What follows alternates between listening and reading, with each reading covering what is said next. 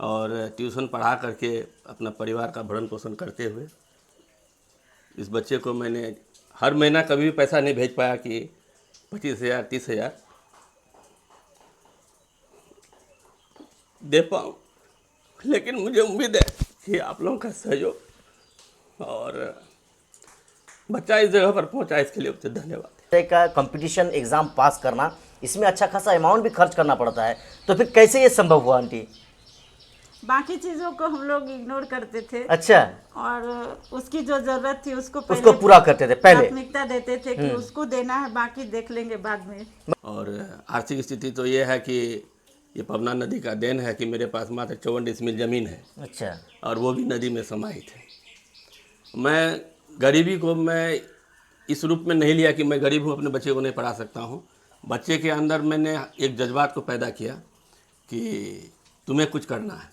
छोटे से आपने उसको पाला पोसा लिखाया पढ़ाया और फिर समय तो बीता ही, लेकिन जब से आप सुनी या आप दोनों सुने हैं कि मेरा बेटा इतनी बड़ी कामयाबी को हासिल कर लिया है, ऑल ओवर इंडिया में 58वां रैंक लाया है, उस समय से समय कैसे बीत रहा है आपका बेटा को? चूँकि आपका बेटा तो घर में है नहीं, समय कैसे बीत रहा है देखने के लिए? और मेरी इच्छा थी कि मेरा बेटा जो है एक ऐसे जगह पर जाए जो कि लोगों का कल्याण कर सके, लोगों का मदद कर सके। और मुझे नाज है और फ़ख्र भी है ऐसे समाज पर भी कि उन्होंने हमेशा मुझे और मेरे बेटे का हौसला को बढ़ाने का काम किया है। बहुत खुशी महसूस हो रही है मुझे। और भोलेनाथ की कृपा है, उनका आशीर्वाद है, बड़े बुजुर्ग सबका आशीर्वाद उसके साथ शुरू से ही रहा है। और वो तो शुरू से मेहनती और लगनशील मेरा बेटा रहा है। मुझे उम्मीद था। कहता है ना दोस्तों, अगर आपके पास काबिलियत है, हुनर है, क्षमता है, तो कामयाबी झक मार कर आपके पास अपने ही पैरों पर चलकर आएगी और ना ही आपको कामयाबी के पास जाना पड़ेगा।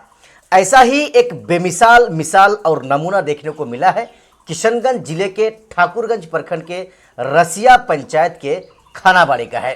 दोस्तों, अभी हम जिस घर पे या जिस अंकल और आंटी के बीच में बैठे ये वीडियो बना रहे हैं, दरअसल ये अंकल जी तुलसिया इंटर कॉलेज के प्रोफेसर हैं और इनका ही बेटा आदित्य झा ने यूपीएससी एग्ज़ाम, जिसको सबसे टफ एग्ज़ामों में माना जाता है, उसमें 58वां रैंक लाकर न केवल सिर्फ खानाबाड़ी, न केवल पौवाखाली, बल्कि किशनगंज के साथ साथ पूरा सीमांचल का नाम पूरा बिहार और खास करके ऑल ओवर इंडिया में रोशन किया है।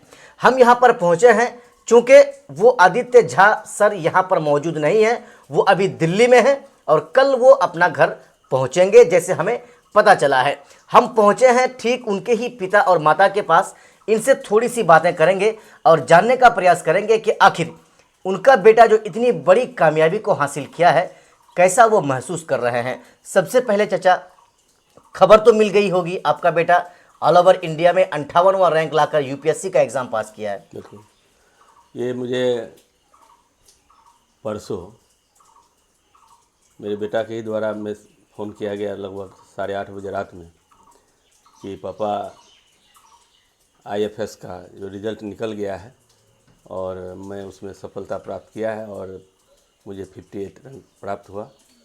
मुझे इस पर अति प्रसन्न भी हूँ और मैं ऐसे बच्चे के ऊपर विशेषकर जो लड़का एक आईआईटी करके अपने सैमसंग कंपनी में चीफ इंजीनियर थे, उसको नौकरी को छोड़कर रिजनेशन देकर कुछ उम्मीद लेके इस जॉब में आए, तो इस मतलब कंपटीशन में आए यूपीएससी की तैयारी में।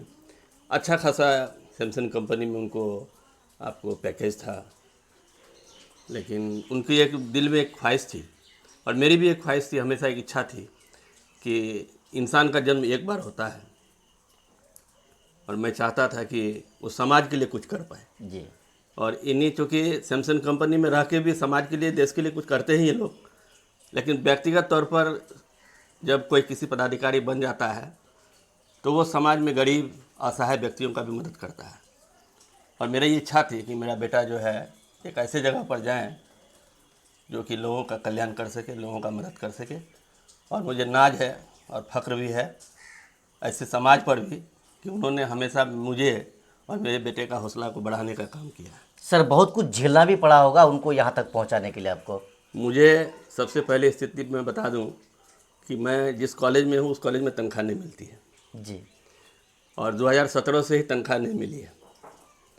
सरकार की जो अनुदान पिछले 8 साल से। पिछले 8 साल से मतलब सरकार की पॉलिसी है, उससे भी कोई दिक्कत नहीं है। मैं ट्यूशन पढ़ाता हूँ बाज़ार में और ट्यूशन पढ़ा करके अपना परिवार का भरण पोषण करते हुए इस बच्चे को मैंने हर महीना कभी भी पैसा नहीं भेज पाया कि 25,000 30,000 दे पाऊँ, लेकिन मुझे उम्मीद है कि आप लोगों का सहयोग और बच्चा इस जगह पर पहुंचा, इसके लिए आपसे धन्यवाद।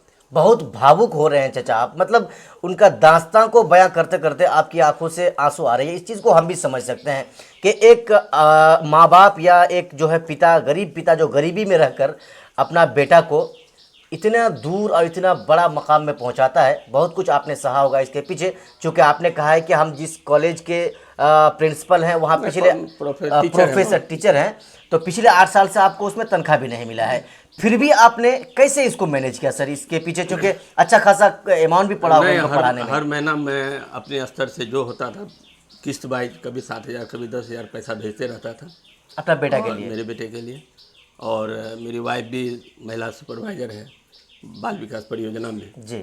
और उसका भी जो तनख्वाह आता था उससे भी पैसा हम लोग मिलजुल के देते थे और घर का भी अपना ये था। और आर्थिक स्थिति तो ये है कि ये पवना नदी का देन है कि मेरे पास मात्र 54 डिसमिल ज़मीन है अच्छा। और वो भी नदी में समाहित है। मैं गरीबी को मैं इस रूप में नहीं लिया कि मैं गरीब हूँ अपने बच्चे को नहीं पढ़ा सकता हूँ। बच्चे के अंदर मैंने एक जज्बात को पैदा किया कि तुम्हें कुछ करना है और समाज के लिए भी करना है और अपना एक पहचान समाज को भी देना है, और ताकि आने वाला भविष्य में तुमसे समाज या हमारे समाज के बच्चे ये सीख ले कि गरीबी कभी भी सफलता के रास्ते में बाधा नहीं खड़ा कर सकता है। आज कितना खुश है सर आप? मैं अपनी खुशी का तो इज़हार नहीं कर सकता मैं कितना खुश हूँ। भगवान इस इलाके में या ऊपर वाला इस इलाके में जितने भी हमारे इलाके में जितने बच्चे हैं, इस सारे बहुत सारे बच्चे हैं। मैं ट्यूशन पढ़ाता हूँ और पौवा खाली मेरा कर्मस्थल रहा है। जन्मस्थल तो मेरा खानाबाड़ी है जी। कर्मस्थल मेरा पौवा खाली रहा है। मैं घर घर ट्यूशन पढ़ा करके मैंने ये देखा है कि मेरे पढ़ाए हुए बच्चे हिंदुस्तान के अव्वल जगह पर भी पहुंचा है। वो जैसे वनस्थली भारत का सबसे बड़ा जी, जी। एशिया का मतलब एक यूनिवर्सिटी है, महिला यूनिवर्सिटी, उसमें बच्चे मेरे पढ़ाए हुए हैं। कई बच्चे डॉक्टर इंजीनियर सब भी बने हैं, लेकिन मैंने देखा है कि प्रायः गरीब बच्चे इसमें ज़्यादा सफलता प्राप्त किया है। और यदि उसके दिल में वह दीपक जला दिया जाए आशा का, तो निश्चित रूप से वह सफलता प्राप्त करता है। और बचपन से सर आप उनके पीछे इतना समय लगाए, इतना खर्च किए, आपको ये उम्मीद थी कि मेरा बेटा एक दिन इतनी ऊंची जगह पर जाकर पहुंचेगा? नहीं, मुझे ये पूर्ण रूप से तो मैं नहीं कह सकता था कि ये IBS IFS बन जाएगा वो। ये मुझे सपना भी मैंने देखा था, नहीं देखा था, लेकिन मुझे इसके काबिलियत और इसके लगन पर पूर्ण विश्वास था आपको कि एक दिन ये निश्चित रूप से एक मुकाम को हासिल करेगा। आज उन्होंने कर दिखाया है, हासिल कर दिखाया है। और ये मुकाम वो हासिल करके दिखाया है। आज वो अपना गांव, अपना घर और समाज के लिए एक उदाहरण है। और मैं इससे ज़्यादा क्या कहूँ। मैं आपका बच्चा तो सर कामयाब हो गया, ऊंची जगह पर जाकर पहुंच ही गया। आपके इलाके, खास करके पौवाखाली के आसपास के बच्चे जो पढ़ते हैं, उन लोगों के लिए कोई मैसेज सर आप देना चाहेंगे? मैं तमाम इस इलाके के जितने भी अभिभावक हैं, गार्जियन हैं, मैं उनसे ये कहना चाहूँगा कि आप अपने बच्चे का उड़ान को ऊंचे स्तर पर ले जाएं, ताकि आपके बच्चे, हमारे इलाके के बच्चे को मैं कहना चाहूँगा कि कभी भी इस इलाके के बच्चे में काबिलियत की कमी नहीं है, सिर्फ उसको एक दिशा मिल जाए और एक रास्ता बताने वाला अगर हो तो निश्चित रूप से वह हमारे बेटा से भी अच्छा सारा लोग कर सकते हैं। बिल्कुल सर, बहुत बहुत शुक्रिया आपका, बहुत बहुत धन्यवाद। और क्या कहना चाहेंगी आंटी जी? आपका बेटा तो इतना बड़ा IFS अफसर बन गया है, क्या महसूस हो रहा है ये बताइए? बहुत खुशी महसूस हो रही है मुझे। और भोलेनाथ की कृपा है, उनका आशीर्वाद है, बड़े बुजुर्ग सबका आशीर्वाद उसके साथ शुरू से ही रहा है। और वो तो शुरू से मेहनती और लगनशील मेरा बेटा रहा है। मुझे उम्मीद था, पर कहीं ना कहीं नहीं हो पा रहा था, तो दिल में बहुत ये लग रहा था कि क्यों नहीं हो पा रहा है उसको, पर फिर भी हम लोग उसका हिम्मत बढ़ाते थे कि चलो बेटा इस बार नहीं हुआ, अगले चांस देखते हैं। तो फाइनली इस बार हो चुका है। फाइनली इस बार उसने हम लोगों को खुशी दिया है। जी। तो बहुत खुश हूँ। छोटे से आपने उसको पाला पोसा, लिखाया, पढ़ाया और फिर समय तो बीता ही, लेकिन जब से आप सुनी या आप दोनों सुने हैं कि मेरा बेटा इतनी बड़ी कामयाबी को हासिल कर लिया है, ऑल ओवर इंडिया में 58वां रैंक लाया है, उस समय से समय कैसे बीत रहा है आपका बेटा को? क्योंकि आपका बेटा तो घर में है नहीं, समय कैसे बीत रहा है देखने के लिए? हो रहा है कि जल्दी वो घर आ जाए, हम लोग से मिले, सब मिलने के लिए उत्सुक है जी। सभी का फोन आ रहा है। अच्छा, कब आ रहा है, कब मिलेंगे, सभी को आस पास आस पड़ोस गांव देहात के लोग तो सब खुश हैं, सभी बहुत खुश आप लोगों हैं। से मिलने के लिए भी आते होंगे, जी, कहाँ बहुत आपका बेटा आ रहा है? जी। और हम लोग तो चूंकि घर में रहते नहीं, ऑफिस चले जाते हैं, वो भी अपने ट्यूशन में चले जाते हैं, तो जो मिलने वाले हैं तो वो हम लोग का इंतजार करते हैं कि कब वो लोग आएंगे, कब उनका बेटा आ रहा है। जी। सभी लोग बहुत उत्सुक है। हमें जो जिस तरह से गांव में पता चला कि ये छोटे से, जैसे कुछ लोग कह रहे थे कि जिद्दी टाइप का, वाकई में जिद्दी टाइप का थे क्या वो? नहीं, वो जिद्दी इस टाइप का कि हमको करना है। अच्छा, हो गई ना बात, जिद्दी टाइप का वो। हाँ, हमको करना है मम्मी, इसमें हमको जाना चाहिए। तो फिर हम लोग सोचे जब तुम्हारा मन है, पढ़ोगे तो तुम मेहनत तो तुम ही करोगे जी। मुझे तो करना नहीं है, तो ठीक है तुम्हारा जैसा इच्छा है तुम करके देखो। उसका कहना था कि मम्मी अभी तुम लोग हो, पापा हैं, मुझे इतना सपोर्ट कर रहे, तुम लोग भी पढ़ी लिखी हो, तो मुझे चाहिए कि कुछ करना चाहिए, तो आगे करके ट्राई करने में क्या दिक्कत है। जी। तो हम लोग भी बोले ठीक है, तुम्हारा जैसा इच्छा है तुम करो, आगे बढ़ो तो और अच्छा है, सबके लिए अच्छा है। पूरा इलाके का नाम रोशन कर दिया, इस बात को लेकर भी तो गर्व जरूर होता होगा ना कि मेरा ही बेटा है। आप पूरे इलाके का नाम रोशन कर दिया है, जिसका चर्चा आज सिर्फ बिहार ही नहीं पूरे इंडिया में हो रहा है। ये तो है, अच्छा लग रहा है, सब कोई बहुत खुश हैं, हम लोग बहुत खुश हैं। जिस तरह से अंकल ने कहा कि हम दोनों की कमाई से थोड़ा थोड़ा जमा करके उनको माहाना भेजते थे, हर महीने 5,000 7,000 भेजते थे। और जिस तरह से बातें निकल कर आ भी रही थी कि इस तरह का कंपटीशन एग्ज़ाम पास करना, इसमें अच्छा खासा अमाउंट भी खर्च करना पड़ता है, तो फिर कैसे ये संभव हुआ आंटी?